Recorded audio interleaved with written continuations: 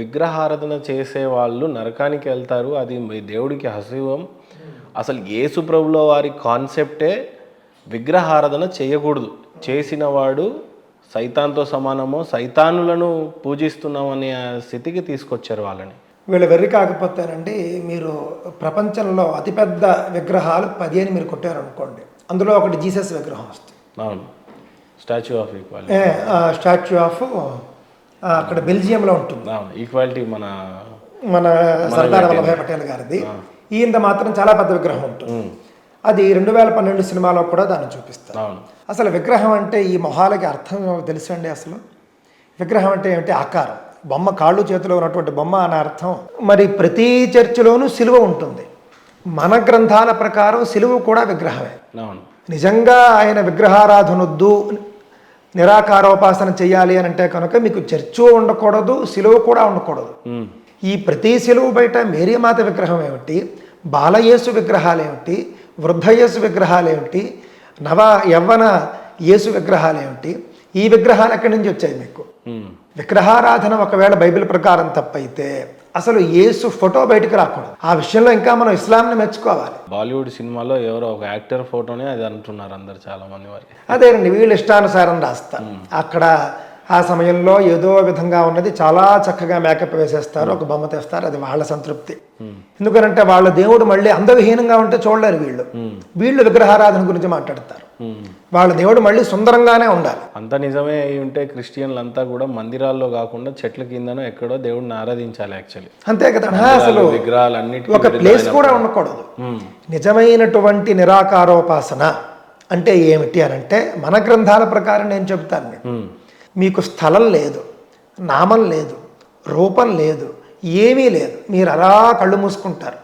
మీరు అలా కళ్ళు మూసుకుని మీరు తదేకంగా ఒక జ్యోతి స్వరూపంగా మీరు ధ్యానిస్తారు. ఇది పూర్తి నిరాకారోపాసన అవుతుంది. సిలువైన విగ్రహం కిందకే వస్తుంది. ప్రతి చర్చిలోనూ యేసు ఫోటోలు ఉన్నాయి, విగ్రహాలు ఉన్నాయి. వీళ్ళు విగ్రహారాధన వీళ్ళు మొదలుపెట్టి కొన్ని వందల ఏళ్ళు అయిపోయింది కదండి ఆల్రెడీ. గురుగారు స్పష్టంగా మాట్లాడాలి అని అంటే క్రిస్టియన్స్ ప్రకారంగా స్వర్గం నరకం ఉంది, ఖురాన్ ప్రకారంగా స్వర్గం నరకం ఉంది. అసలు మన పురాణాలకి స్వర్గం నరకం అనే కాన్సెప్ట్ ఉందా? నరకానికైతే యమధర్మరాజు అని అంటారు, మరి స్వర్గానికి అధిపతి ఇంద్రుడిని అని అంటారు. అసలు ఏంటి ఈ కాన్సెప్ట్ మనకి? నిజానికి అలా అంటారు కానీ అండి, స్వర్గానికి ఎవరు వెళ్ళాలో నిర్ణయించేది కూడా యమధర్మరాజు. ఓకే, ఆయన ధర్మరాజు సమవర్తి అంటారు. ఆయన ఎవరినైనా ఒకలాగే చూస్తాడు. అక్కడికి వచ్చిన తర్వాత ఆయన జడ్జి ప్లేస్లో ఉంటాడు. ఓకే, అంటే ఇటు పంపి అంతే. వాళ్ళ చిట్టా ఏమిటో చిత్రగుప్తుడు చదివి వినిపించేస్తాడు. మహాత్ములు అనుకోండి, ఆయనే వెళ్ళి స్వాగతం చేసి తీసుకెళ్తాడు. ఆ కాన్సెప్ట్ కూడా ఉంది సాధారణంగా. అంతే కదా. ఇప్పుడు మహాత్మా గాంధీ, ఒక వీర శివాజీ, అంతే ఒక ప్రెసిడెంట్ అబ్దుల్ కలాం లాంటి వాళ్ళకి వీళ్ళకి ఉండాలి. మరి యమభటులే వెళ్ళి ఒక జీవుణ్ణి తీసుకొస్తారు. ఎవరైనా స్పెషల్ కేసులు ఉన్నాయనుకోండి, యముడే స్వయంగా వెళుతాడు. మనకి భారతంలో అలాంటి చాలా సందర్భాలు ఉన్నాయి.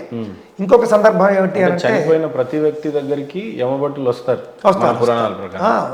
అంటే వాళ్ళు తీసుకెళ్లేది ఆత్మని, వాళ్ళు తీసుకెళ్లేది అంగుష్ఠ మాత్రము అని చెబుతారు. ఈ బొటన వేలు ఎంత ఉందో అంత ప్రమాణంలో ఉన్నటువంటి మనిషిలోని ఆత్మనే తీసుకెళ్తారు వాళ్ళు.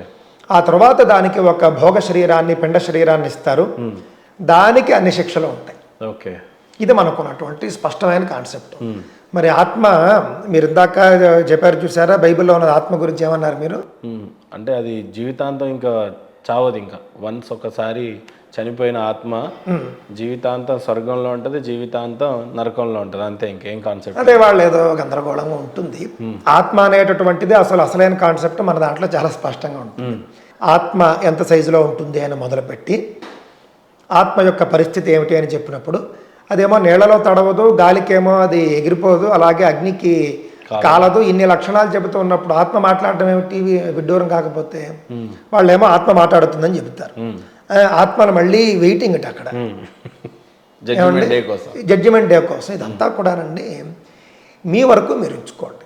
మీ మతం, మీ యొక్క చర్చల్లో మీరు బోధించుకోండి, మాకు అసలు అభ్యంతరం లేదు. దాన్ని హిందువుల్ని భయపెట్టడానికి వచ్చారనుకోండి, మేము ఇంకా బాగా భయపెట్టగలం కావాలంటే, మిమ్మల్ని, మా వాళ్ళని కాదు.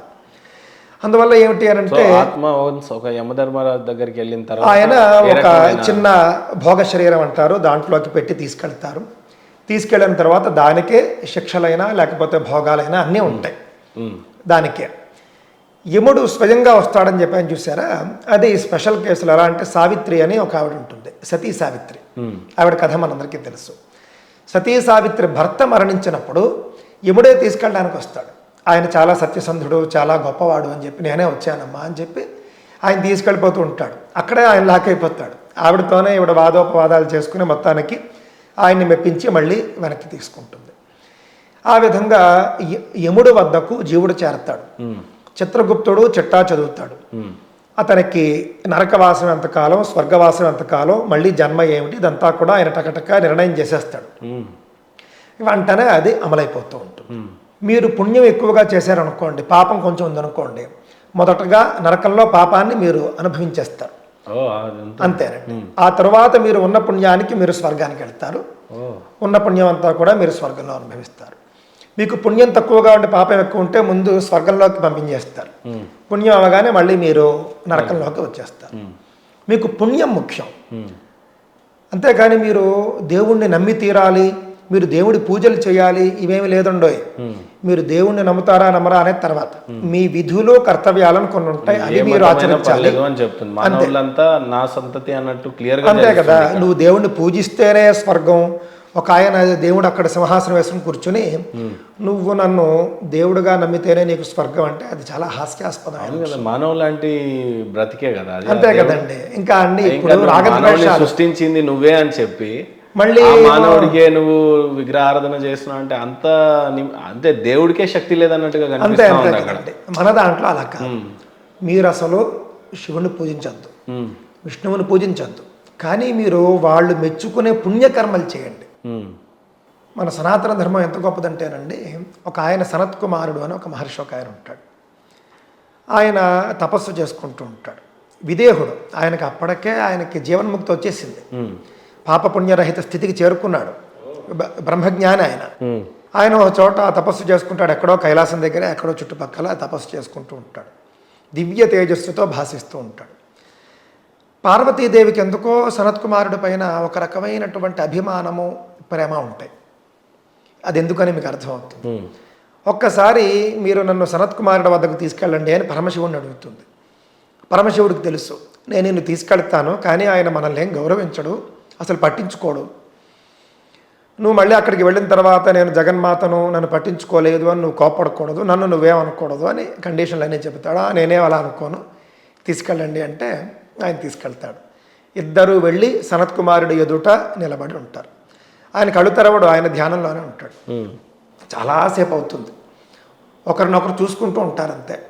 సనత్ కుమారుణ్ణి వీళ్ళిద్దరూ అలా చూస్తూ ఉంటారు, ఆయన అలా కళ్ళు మూసుకుని ఉంటాడు అంతే. ఇది చాలాసేపు ఈ సీన్ నడుస్తుంది. పార్వతీదేవి ఉంటుంది, ఎంతసేపు చూస్తారండి, కాస్త ఆయన్ని లేపండి, మనం ఏదో మాట్లాడదామంటే లేపినా కూడా పెద్దగా పట్టించుకోడు, ఎందుకు ఉపయోగం ఏముంది నేనంటే లేదు లేదు లేపండి అంటే కొంచెం ఆయన సనత్ కుమారా నేను వచ్చాను అని అంటాడు. సరే అని చెప్పేసి మామూలుగా పద్ధతిగా ఏమైతే చేయాలో అభివాదం కూడా చేసినట్టు మనకు కనిపించదు. అభివాదం కూడా చేయడు, వచ్చినది ఎవరో శివుడు పార్వతి అని కూడా ఆయనేం అనుకోడు. కళ్ళు ఇలా తెరుస్తాడు, చూస్తాడు, మళ్ళీ కళ్ళు మూసుకుంటాడు. అలాగే కాసేపు నాటకీయమైనటువంటి పరిణామం కాసేపు నడుస్తుంది. అప్పుడు శివుడు కొంచెం కోపంలాగా నటిస్తాడు. ఆయన కానీ తెలుసు, నా అంతటి వాడిని వస్తే, జగన్మాత వస్తే నువ్వు పట్టించుకోకుండా నీ ఇష్టానుసారం నువ్వు మమ్మల్ని అవమానిస్తావా అని ఆయన శపించబోతాడు. నేను నిన్ను శపిస్తున్నాను, నువ్వు మమ్మల్ని గౌరవించలేదు అని ఆయన అంటాడు.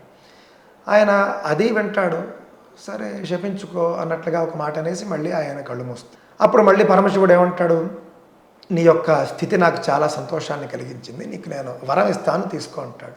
నాకు వరం ఏమొద్దు అంటాడు ఆయన. అలా కాదయ్య నేను ఇద్దాం అనుకుంటాను, నువ్వు తీసుకో అంటే అది ఆయన తీసుకోడు. ఇంతవరకు నేను ఇక్కడ జరిగింది ఏంటంటే, సనత్ కుమారుడు బ్రహ్మైక్య స్థితిలో ఉన్నాడు. ఆయనలో ఆయన భగవంతుడిని చూసుకుంటున్నాడు. ఆయన నేనే భగవంతుడు అనే భావంలో ఉన్నాడు. అన్నింటా బ్రహ్మాన్ని చూస్తున్నాడు. ఆయనలో ఆయన బ్రహ్మ చైతన్యాన్ని దర్శించినప్పుడు అదే బ్రహ్మ చైతన్యం ఎదురుగా ఉన్నప్పుడు ఆయన కొత్తగా ఉంటుంది, ఆయన కొత్తగా ఏం లేదు. కావున ఆయన పెద్దగా ఏదో కొత్తగా వచ్చేసినట్లుగా ఆయన భావించలేదు. అది పరమశివుడికి తెలుసు. ఈ స్థితి అక్కడ జరిగింది. అలాంటి వాళ్ళు ఏమిటంటే శాపము వరము రెండు ఒకటే వాళ్ళకి. నువ్వు శపించుకున్నా శపించుకో, వరం ఇచ్చుకుంటానన్నా ఇచ్చుకో, నాకు సంబంధం లేదన్నట్లుగా ఆయన మాట్లాడతాడు. చిట్ట చివరికి పరమశివుడు ఇంకా ఆయన దయార్ద్ర హృదయుడైపోయి, అవన్నీ కాదయ్యా, నువ్వే నాకు వరం ఇవ్వని అడుగుతాడు. నువ్వే నాకు వరం ఇవ్వు అన్నప్పుడు ఆయన కొంచెం మాట్లాడతాడు అన్నమాట.